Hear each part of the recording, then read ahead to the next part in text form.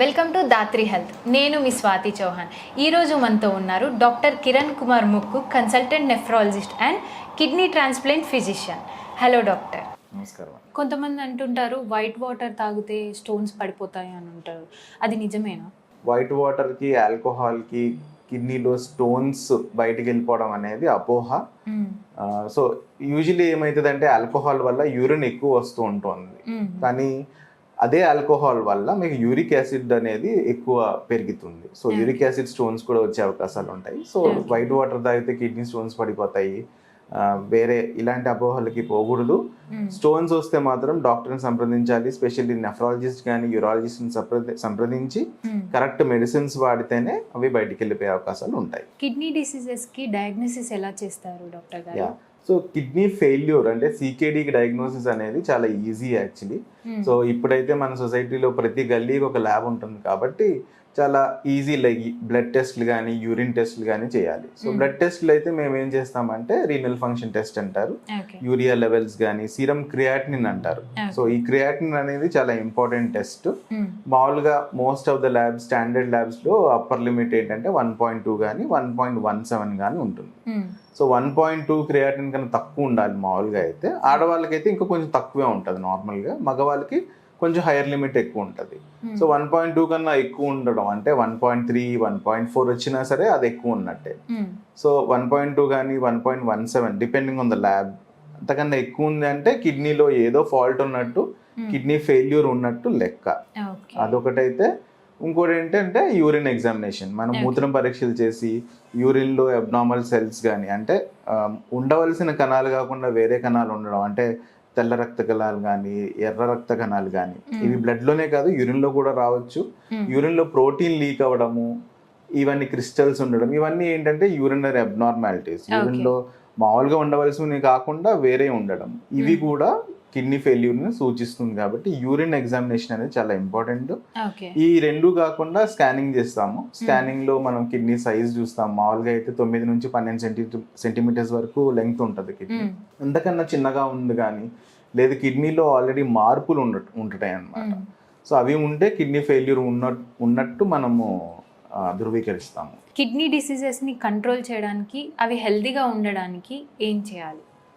Kidney diseases హెల్దీగా ఉంచుకోవాలి అనుకుంటే మనకి మామూలుగా హెల్దీ హ్యాబిట్స్ ఏవైతే ఉన్నాయో అవి కంపల్సరీ ఫాలో అవ్వాలి.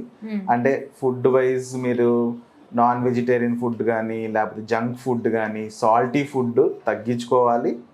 వాటర్ ఎక్కువ తీసుకోవాలి. అట్లీస్ట్ మనిషి ఒక సగటున ఒక 2-3 లీటర్స్ వాటర్ అన్న తీసుకుంటూ ఉండాలి. ఇవి కాకుండా పెయిన్ కిల్లర్స్ అనవసరంగా మెడికల్ షాప్కి వెళ్ళి డాక్టర్ ప్రిస్క్రిప్షన్ లేకుండా పెయిన్ కిల్లర్స్ కానీ యాంటీబయాటిక్స్ కానీ, కిడ్నీకి హాని చేసే యాంటీబయాటిక్స్ వాడకూడదు. ఇవి కాకుండా హోమియోపతి, ఆయుర్వేదాలు కొన్నిసార్లు అనవసరంగా వాడినా సరే వీటి వల్ల కూడా కిడ్నీ డ్యామేజ్ అయ్యే అవకాశాలు ఉంటాయి. హెర్బల్ మెడిసిన్స్ అప్పుడప్పుడు హెర్బల్ మెడిసిన్స్ వల్ల కిడ్నీ ఫెయిల్యూరే కాదు లివర్ ఫెయిల్యూర్ కూడా రావచ్చు. కాబట్టి ఇవి కూడా అవాయిడ్ చేయవలసిన అవసరం ఉంటుంది. ఇది కాకుండా ఆల్కహాల్ తాగితే ఆల్కహాల్ ఆపేయడము, స్మోకింగ్ అలవాటు ఉంటే ఆ అలవాటును మానుకోవడం అనేది కిడ్నీ హెల్త్కి చాలా చాలా important. What are the different types of dialysis? So kidney ఫెయిల్యూర్కి ట్రీట్మెంట్ ఏంటంటే, అంటే కిడ్నీ సరిగ్గా పని చేయకపోతే ఒకసారి కిడ్నీ పర్మనెంట్గా ఫెయిల్ అయింది, సికేడి అనేది క్రానిక్ కిడ్నీ డిసీజ్ అనేది ఒక టర్మినల్ స్టేజ్ వచ్చింది, కిడ్నీ ఫంక్షన్ లెస్ దెన్ 10% ఉంటే ఆ మనిషి బతకడం అనేది చాలా చాలా కష్టం. సో అలాంటప్పుడు మనం కిడ్నీ చేసే పని మనం బయట నుంచి చేయాలి, అంటే మన ట్రీట్మెంట్ ద్వారా మనం అది సప్లై చేయాలి. కాబట్టి సో దాన్ని ఆ ప్రొసీజర్ని మనం ఆర్ఆర్టీ అంటాం. ఆర్ఆర్టీ అంటే renal replacement therapy. So renal replacement therapy అనేవి 3 రకాలుగా ఉంటుంది. ఒకటేమో హీమోడయాలిసిస్, ఇంకోటేమో పెరిటోనియల్ డయాలిసిస్, మూడోది కిడ్నీ మార్పిడి అంటే కిడ్నీ ట్రాన్స్ప్లాంటేషన్. మీరు అడిగిన విధంగా డయాలిసిస్ అనేది 2 రకాలు ఉంటుంది. ఒకటేమో హీమోడయాలిసిస్, ఇంకోటేమో పెరిటోనియల్ డయాలిసిస్. హీమోడయాలిసిస్ లో ఏం జరిగింది అంటే బాడీ నుంచి బ్లడ్ తీసి మెషిన్ లో వేసి మెషిన్ లో క్లీన్ చేసేసి ఆ క్లీన్ అయిన బ్లడ్ ని మళ్ళీ బాడీకి ఎక్కించేయడం. సో ఇది hemodialysis. Most of the time OPD basis లో కానీ రెగ్యులర్ గా చేసే డయాలిసిస్ 4 hours ఉంటుంది. ఈ ప్రక్రియ ఏదైతే జరుగుతుందో అది 4 hours చేస్తూ ఉంటాం అన్నమాట. దాన్ని హీమోడయాలిసిస్ అంటాము. పెరిటోనియల్ డయాలిసిస్ అంటే ఏంటంటే ఇది ఇంకో రకమైన డయాలిసిస్. ఇందులో ఏం జరిగిద్ది, పొట్టలో ఒక ట్యూబ్ పెడతాము కడుపులో, మ్మ్. స్పెషల్ ఫ్లూయిడ్ ఉంటుందన్నమాట. ఆ ఫ్లూయిడ్ కడుపులోకి పంపించి కడుపులో ఉన్న వాటర్ లోపల అదే డయాలిసిస్ జరుగుతూ ఉంటుంది. డయాలిసిస్ అంటే బేసికలీ బ్లడ్ ని ఫిల్టర్ ఫిల్టర్ చేయడం. చేయడం. బ్లడ్ ఏమి ఉండదు దీన్ని, పెరిటోనియల్ బ్లడ్ తో సంబంధం ఏం లేదు, ఓకే. కానీ లోపల అది ఫిల్టరేషన్ జరుగుతూ ఉంటుంది. మ్మ్. ఒక 4 to 6 hours depending on the dosage కానీ డాక్టర్స్ ప్రిస్క్రిప్షన్ బట్టి కానీ 4 to 6 hours తర్వాత మళ్ళీ ఆ ఫ్లూయిడ్ తీసేస్తాము. ఓకే. తీసేసి మళ్ళీ ఇంకో కొత్త ఫ్లూయిడ్ ఎక్కిస్తాం అనమాట. సో దీన్ని ఒక ఎక్స్చేంజ్ అంటారు. ఇది రోజుకి 3-4 ఎక్స్చేంజ్లు చేయవలసిన అవసరం ఉంటుంది. దీన్ని పెరిటోనియల్ డయాలిసిస్ అంటారు. ఓకే. దీనికి కామన్ గా మేము వాటర్ డయాలిసిస్ అంటాం, ఎందుకంటే ఇందులో బ్లడ్ డయాలిసిస్ లేదు, మేము ఎక్కించే ఫ్లూయిడ్ వాటర్లో ఉంటుంది కాబట్టి వాటర్ డయాలిసిస్ అంటాము. ఇంకోటి ఏంటంటే హోమ్ డయాలిసిస్ అంటారు. హోమ్ డయాలిసిస్ అంటే ఏంటంటే ఇంట్లో చేసుకునేది. ఏదైతే పొట్టలో వాటర్ ఎక్కించుకునే ప్రక్రియ ఉంటుందో అది patient himself or herself పేషెంటే చేసుకోవచ్చు. లేదు పేషెంట్ పక్కన కేర్ గివర్స్ ఎవరైనా అటెండర్స్ రిలేటివ్స్ ఉన్నారు అంటే వాళ్ళు కూడా చేసుకోవచ్చు. కాబట్టి హీమోడయాలిసిస్ అనేది most of the time at least ఇండియాలో అయితే హాస్పిటల్కి వెళ్ళాలి. హాస్పిటల్కి వారానికి 2 సార్లు కానీ 3 సార్లు కానీ depending on the dosage hospital చుట్టూ తిరిగి డయాలిసిస్ చేసుకోవాల్సిన అవసరం ఉంటుంది. కాబట్టి మూడోది కిడ్నీ ట్రాన్స్ప్లాంటేషన్.